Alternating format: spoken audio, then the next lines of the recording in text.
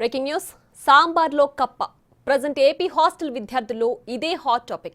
అయినా సాంబార్లో కప్ప పడితే ఆ తిండి ఎవరైనా తినగలరా అన్న చర్చ విద్యార్థి లోకంలో జోరుగా సాగుతోంది.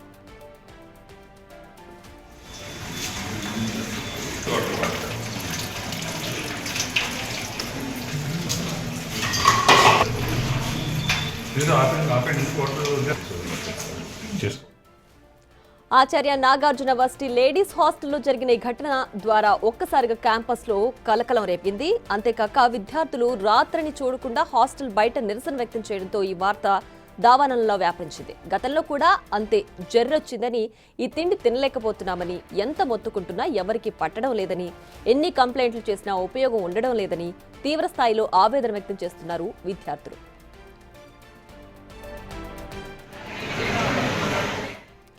ఏఎన్యూ విద్యార్థుల ఆందోళనపై ఏపీ విద్యా మంత్రి లోకేష్ రియాక్ట్ అయ్యారు. స్టూడెంట్స్ కంప్లైంట్ చేసినా పట్టించుకొని వార్డెన్ ని వెంటనే సస్పెండ్ చేయాలని ఆదేశాలు జారీ చేశారు.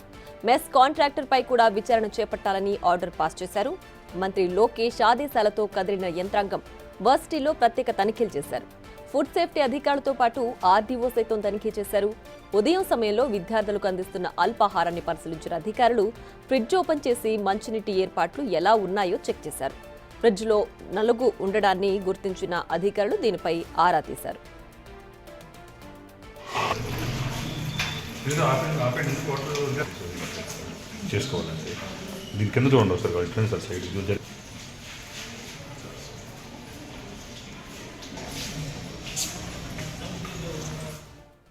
లేడీస్ హాస్టల్లో విద్యార్థులకు అందించే ఆహారం ఎలా ఉందో ఒక నివేదికను అందించనున్నారు అధికారులు. ఈ రిపోర్ట్ ఆధారంగా వార్డెన్, మెస్ కాంట్రాక్టర్ పై చర్యలు తీసుకునే అవకాశం ఉంది. మరింత సమాచారం మా ప్రతినిధి సాయి శంకర్ లైవ్ లో అందిస్తారు. సాయి శంకర్, చెప్పండి, హాస్టల్లో ఫుడ్ నాణ్యతపై వరుసగా ఇలాంటి ఘటనలు ఈ మధ్య కాలంలో చూస్తున్నాం. ఎందుకు ఇంత నిర్లక్ష్యంగా వ్యవహరిస్తున్నారు? దీనిపైన ఎలాంటి చర్యలు ఉండే అవకాశం ఉంది?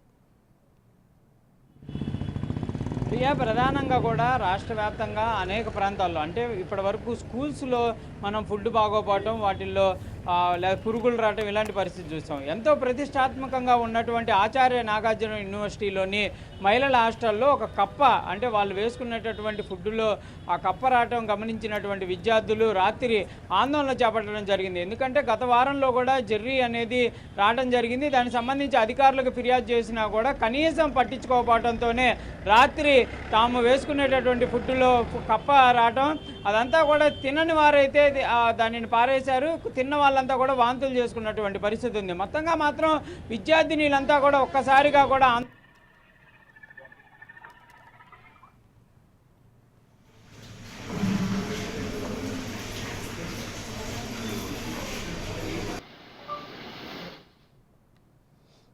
వాళ్ళందరినీ భయపెట్టే ప్రయత్నం చేశారు. అయితే వాళ్ళందరూ కూడా కలిసికట్టుగా ఉండి ఒకేసారి బయటకు వచ్చి రిజిస్టర్ ఛాంబర్ ముందు ఆందోళన చేపట్టడం జరిగింది. రిజిస్టర్ అర్ధరాత్రి సమయంలో వచ్చి వాళ్ళకి హామీ ఇవ్వటం, కంపల్సరీగా రేపటి నుంచి ఫుడ్ పైన దృష్టి పెడతాము, మంచి ఫుడ్ని అందించేటటువంటి ప్రయత్నం చేస్తామనే విధంగా కూడా ఆయన హామీ ఇచ్చిన తర్వాత వాళ్ళంతా కూడా తమ ఆందోళన విరమించారు. అయితే ఈ అంశం కూడా విద్యాశాఖ మంత్రి లోకేష్ దృష్టికి వెళ్ళడంతో లోకేష్ ఈరోజు కీలకమైనటువంటి ఆదేశాలు జారీ చేయడం జరిగింది. వార్డెన్ని సస్పెండ్ చేయడంతో పాటు కంపల్సరీగా ఆ ఫుడ్ సప్లై చేసేటటువంటి కాంట్రాక్టర్ ఎవరు ఉంటారో అతన్ని కంపల్సరీగా మార్చాలనే విధంగా చెప్పడం జరిగింది. అయితే ఎవరైతే వార్డెన్ ఉందో ఆమె ఆ కాంట్రాక్టర్ని కూడా మెయింటైన్ చేస్తున్నట్టు తెలుస్తున్నటువంటి నేపథ్యంలో విచారణ కూడా ఆదేశాలించారు. ఎన్ని రోజుల నుంచి ఈ విధంగా జరుగుతుంది, అసలు ఫుడ్లో ఇలాంటి పరిస్థితి ఉండటానికి ఎందుకు అంత నిర్లక్ష్యంగా ఉన్నారు, వాటిని టెస్ట్ చేయాల్సినటువంటి అధికారులు కానీ మిగిలిన వాళ్ళు ఎందుకు అంత నిర్లక్ష్యంగా ఉండటం జరిగిందని దానికి సంబంధించి ప్రస్తుతం అయితే విచారణ కొనసాగుతుంది.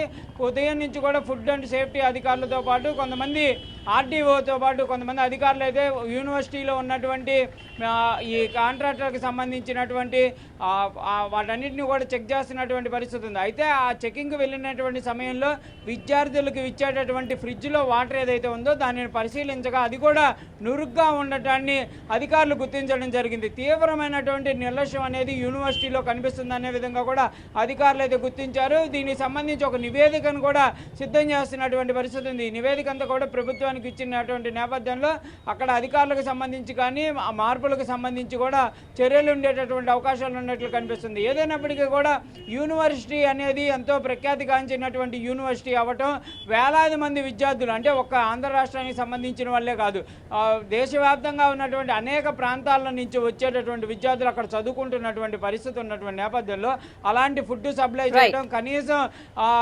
పాటించాల్సినటువంటి నియమ నిబంధనలు పాటిపడి ఇప్పుడంతా కూడా పెద్ద ఎత్తున చర్చ జరుగుతున్నటువంటి పరిస్థితి ఉంది. ఇలాంటి పరిస్థితులు కొనసాగకుండా రానున్న రోజుల్లో చర్యలు తీసుకోవాలనే విధంగా కూడా డిమాండ్లు వినిపిస్తున్నాయి. Priya. Right Sai Shankar, thanks for the updates.